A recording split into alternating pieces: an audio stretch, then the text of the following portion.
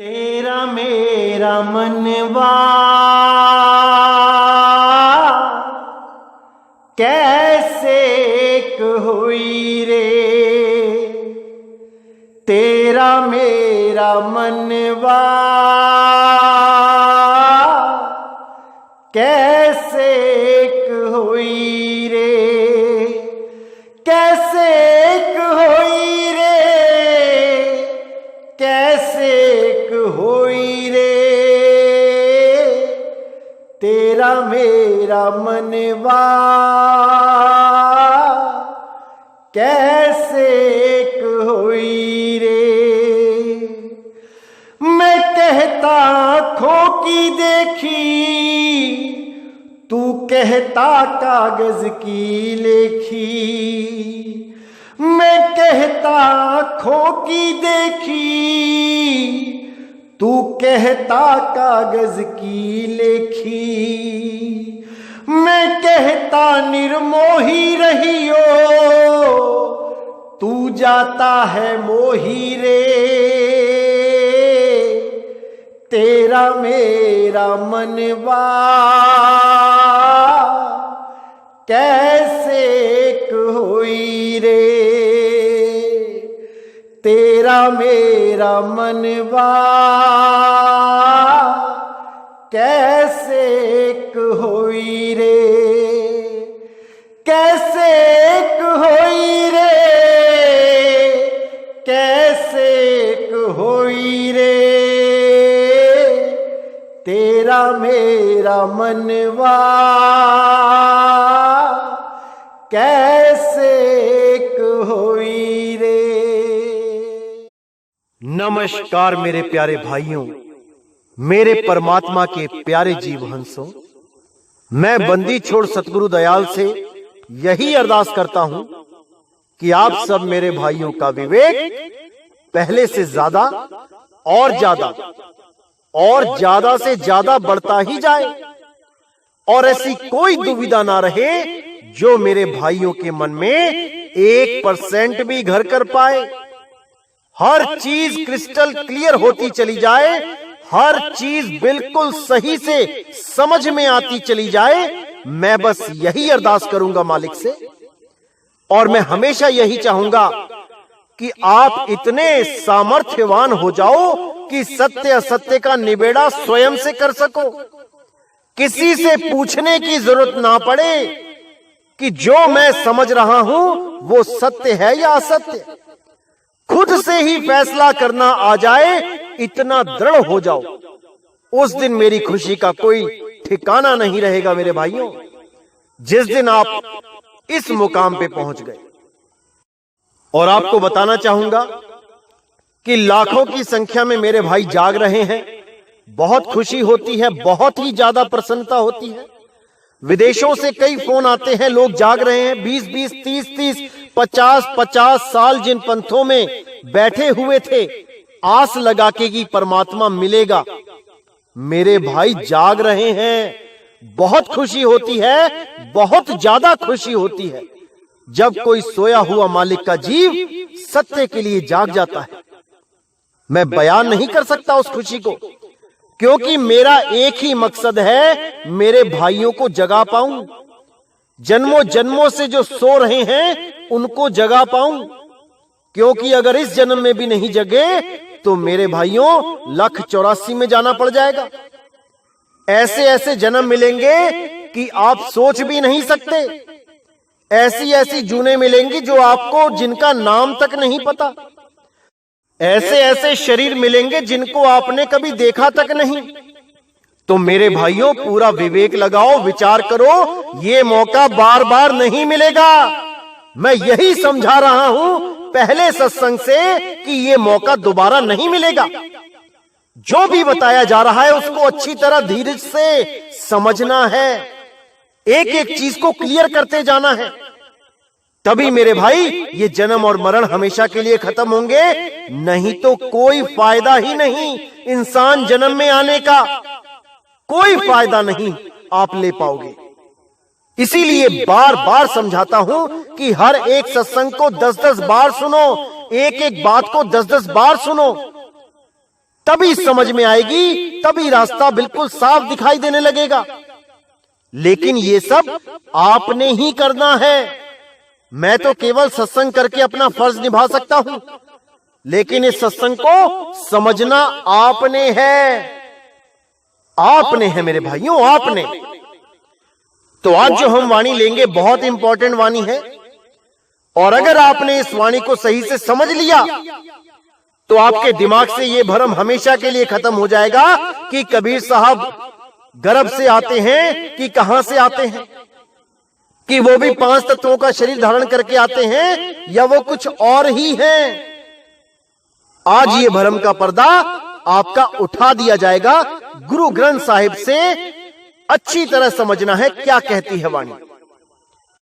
तो अंग नंबर 325 पे जब आप देखेंगे तो कबीर साहब की वाणी वहां पे दर्ज है। इसको अच्छी तरह समझना है गहराई से, क्योंकि हर वाणी पढ़ तो कोई भी सकता है और उसके अर्थ भी समझ सकता है डिक्शनरी में देख के या किसी से पूछ के, लेकिन उसके भाव को पकड़ना सबके बस की बात नहीं होती है। उसके लिए आपको परम विवेकी बनना पड़ता है, नहीं तो आप भी केवल लिखे हुए शब्दों में ही उलझ के रह जाओगे। उस भाव तक नहीं पहुंच पाओगे जिस भाव में वो वाणी बोली गई है। तो आज हम इस वाणी का खुलासा करेंगे कि क्या कहती है वाणी। अस्थावर जंगम कीट पतंगा, अनेक जन्म किए बहुरंगा, ऐसे घर हम बहुत बसाए, जब हम राम गर्भ होई आए।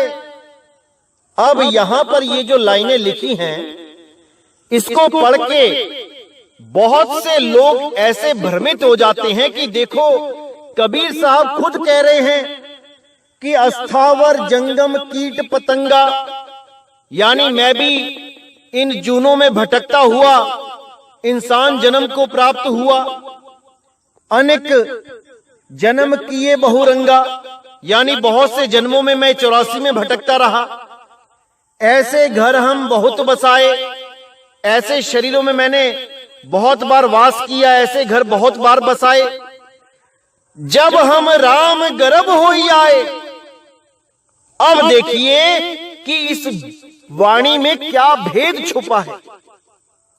एक एक चीज समझ में आएगी जब उस भाव को पकड़ोगे, जब उस भाव को जानोगे कि कबीर साहब क्या कहना चाहते हैं, तब आपको ये वाणी बिल्कुल खुल के बिल्कुल सामने प्रकट हो जाएगी और एक एक शब्द पे आप चिंतन करने लगोगे।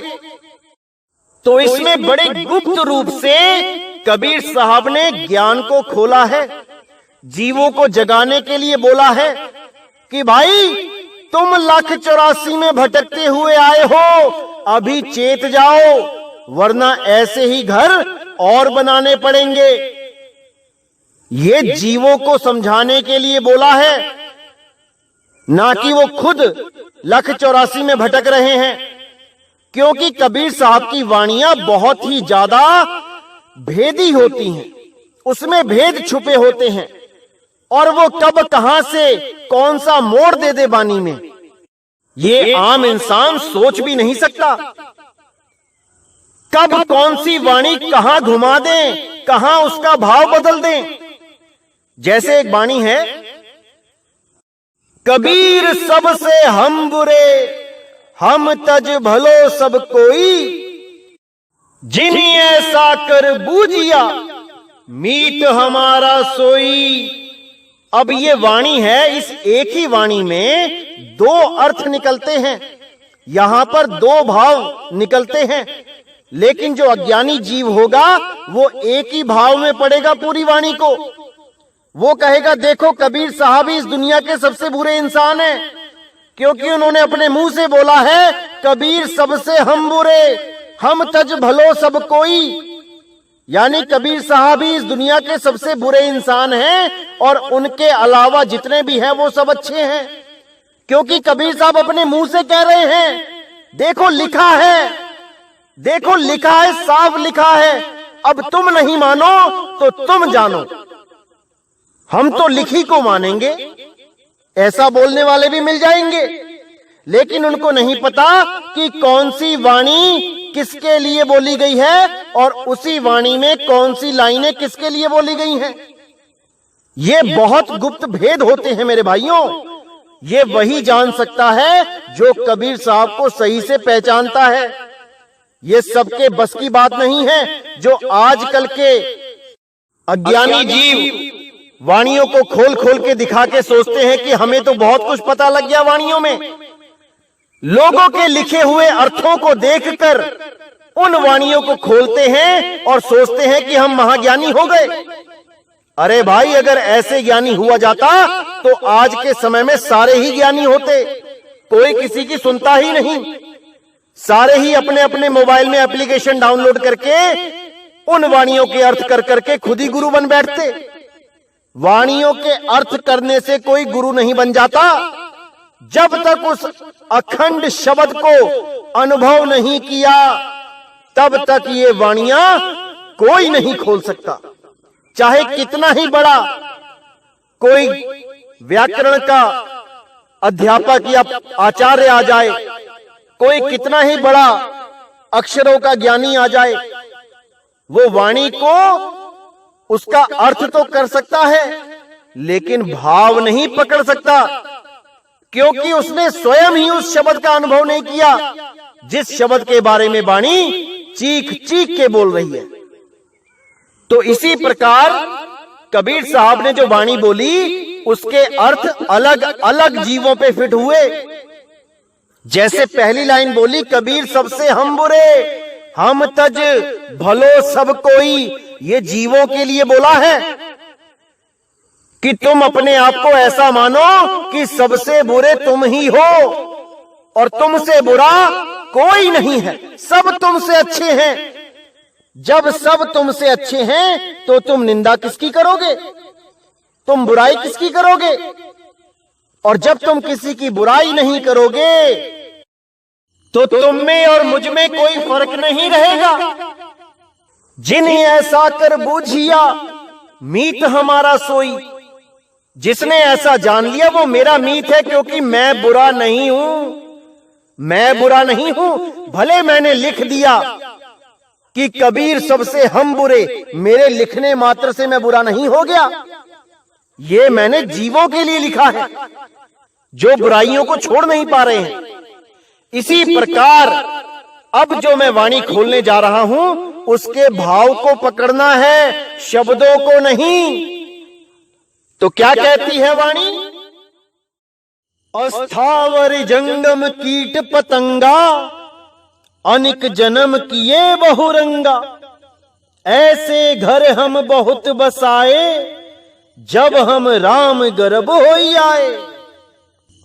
अब यहां पे सतगुरु कबीर साहब इस जीव को समझाते हुए कह रहे हैं कि अस्थावर जंगम कीट पतंगा, यानी हे जीव, तू कितने ही जन्मों से होता हुआ अस्थावर में गया, फिर जंगम कीट पतंगा बनता रहा।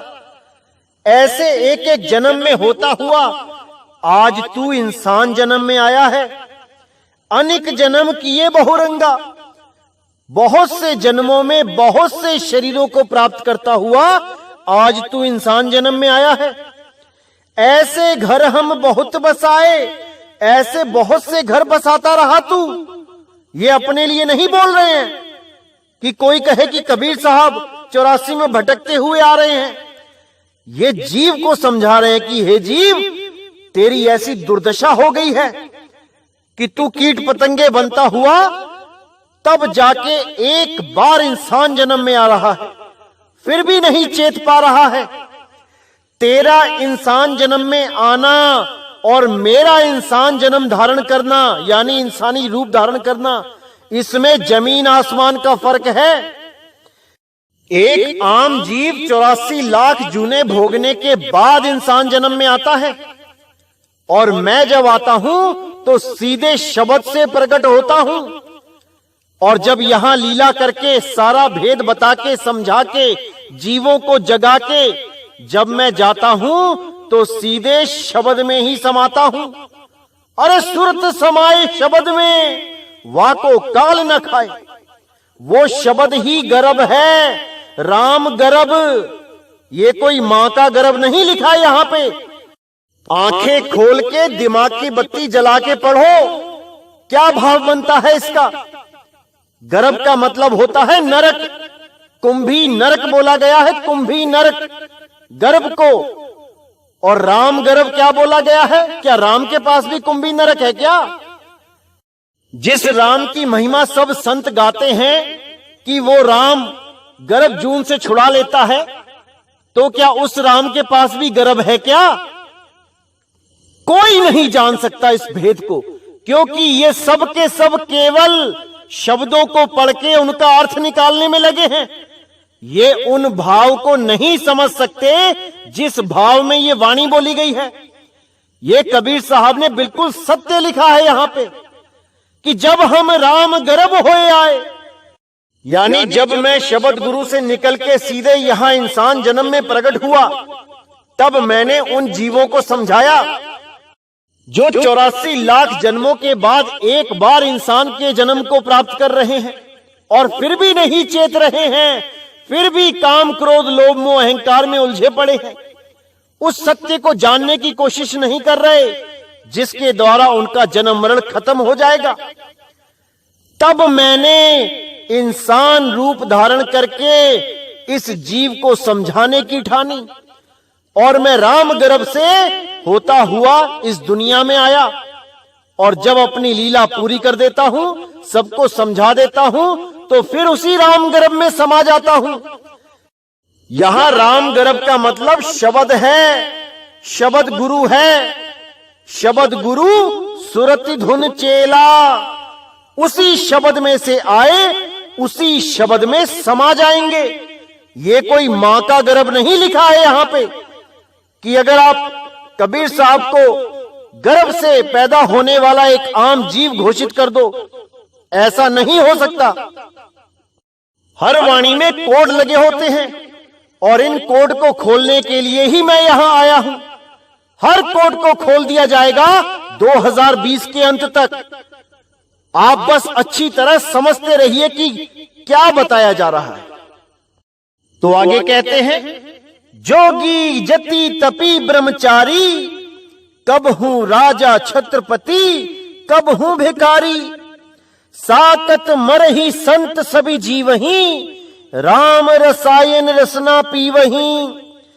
यानी यही जीव कितनी बार छत्रपति राजा बन के इस दुनिया में आता है और वही छत्रपति राजा पता नहीं कितनी बार भिखारी बन के जन्म लेता है, दर दर की ठोकरें खाता है, अपने ही बनाए हुए राजमहल के बाहर खड़ा होके एक एक आने की भीख मांगता है।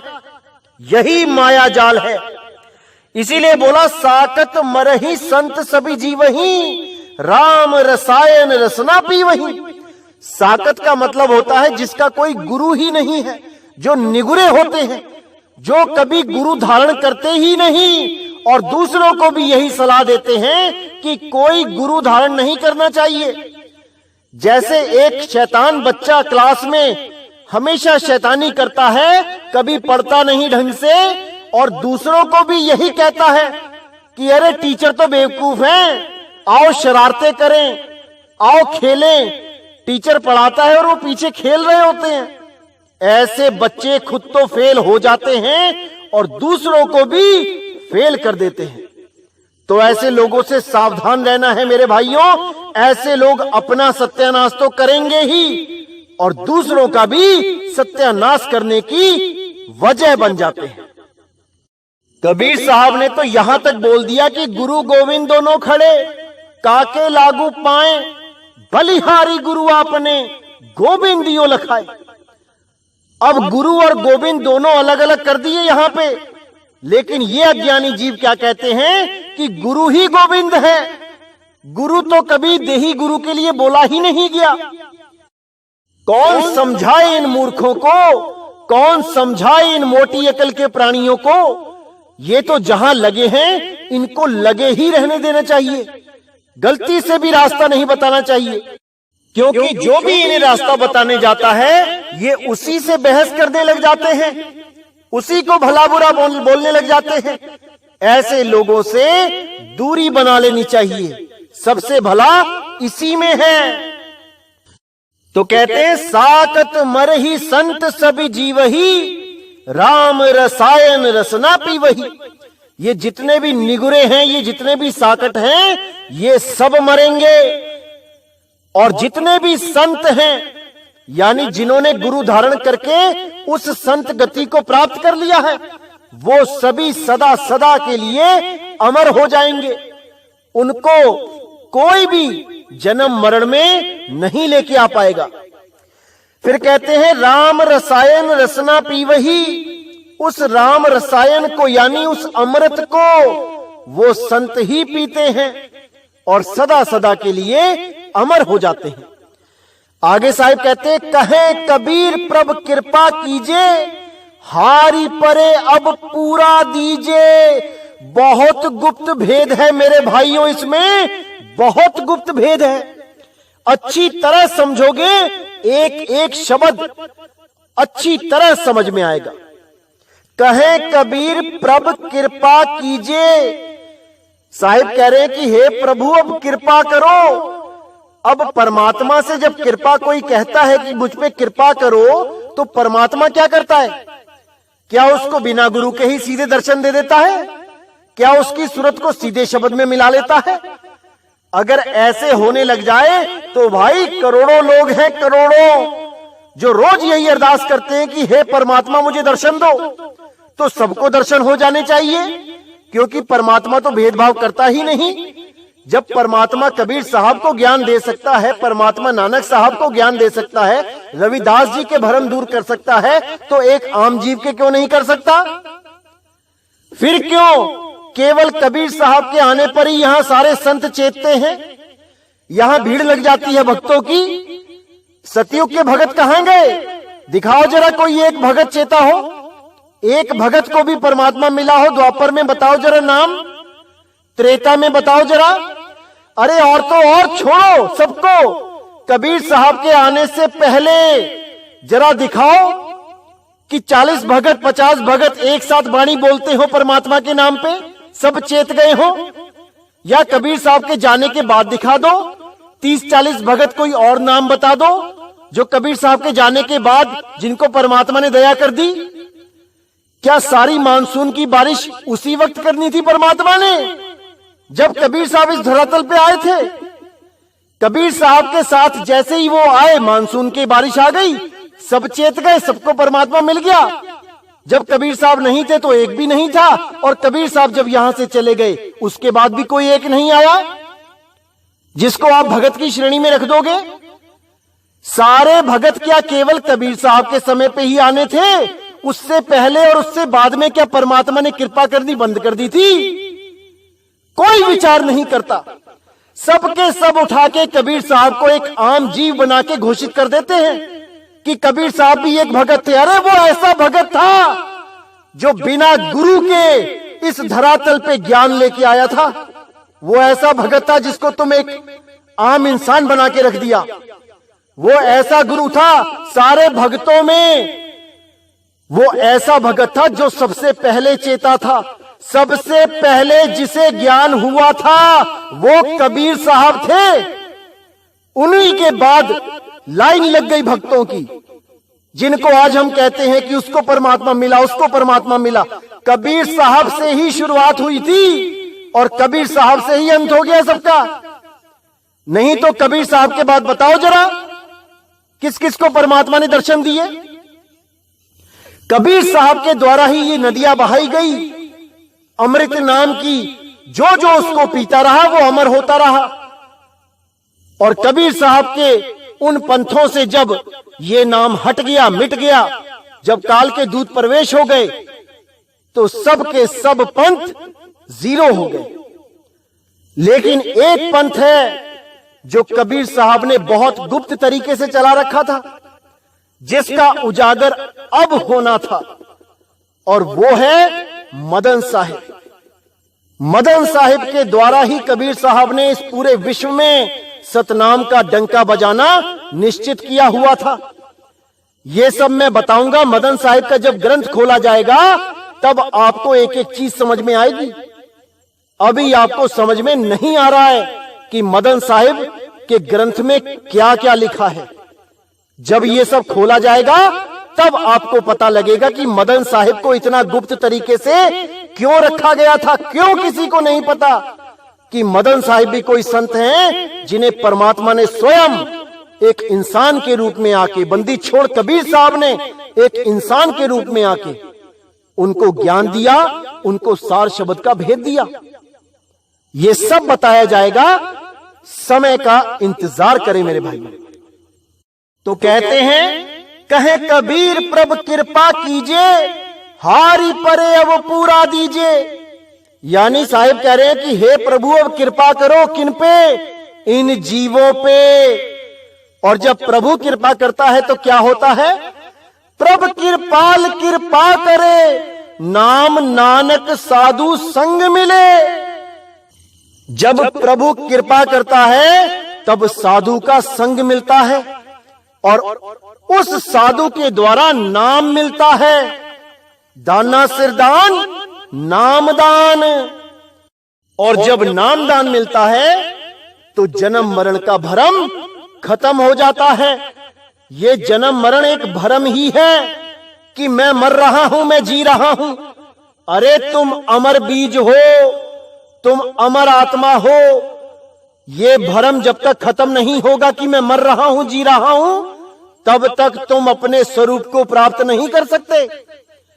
इसीलिए सबसे पहले अपने स्वरूप की बात की गई है कि जब तुम अपने स्वरूप को जान जाओगे तो जन्म मरण ऑटोमेटिकली खत्म हो जाएगा। जीवित मरिए भवजल तरिए। जीवित मरिए का मतलब ये नहीं कि गोली मार लो। जीवित मरिए यानी कि जीते जी अपने स्वरूप को जान लो कि तुम अमर हो और तुम्हारे शरीर का सदा सदा के लिए अंत हो जाएगा। क्योंकि तुम शरीर नहीं हो, तुम शरीर नहीं हो, तुम एक अजर अमर अविनाशी जीव हो। और यही जीव जब परमात्मा की दया होती है तो पीव अवस्था को प्राप्त करता है और सदा सदा के लिए मुक्त हो जाता है। इसीलिए साहिब ने बोला, कहे कबीर प्रभु कृपा कीजिए, हारी परे अब पूरा दीजिए। हारी परे अब यानी हार गए गुरु बना बना के। ये अधूरे गुरु बना बना के, देहधारी अधूरे गुरु बना बना के हार गए।